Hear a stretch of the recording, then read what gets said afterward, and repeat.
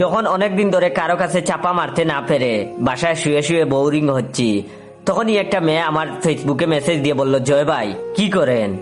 আমি তখন উত্তর দিয়েছি, আর বইলেন না আপু, আজকাল যা কারেন্টের অবস্থা, একটু ফেসবুক লগইন দিব, কারেন্ট গেলে আবার ওয়াইফাই চলে যায়, ডাটা আছে 200 জিবি, তবুও ওয়াইফাই ছাড়া ভালো লাগে না, তাই ওয়াইফাই এর লাইন আইপিএস এ লাগিয়ে চালাচ্ছি।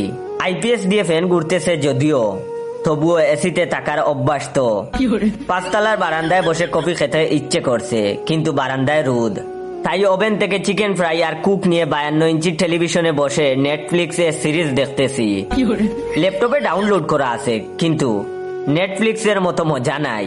আম্মু আব্বু কার নিয়ে একটু ঘুরতে গেছে, নইলে আমিও যেতে পারতাম।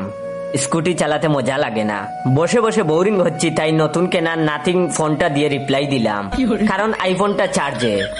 বাই দা ওয়ে, তুমি কি করতেছো আপু?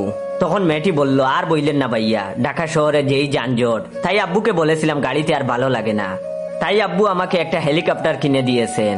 এই হেলিকপ্টার দিয়ে লং ড্রাইভে যাচ্ছি নোয়াখালীতে।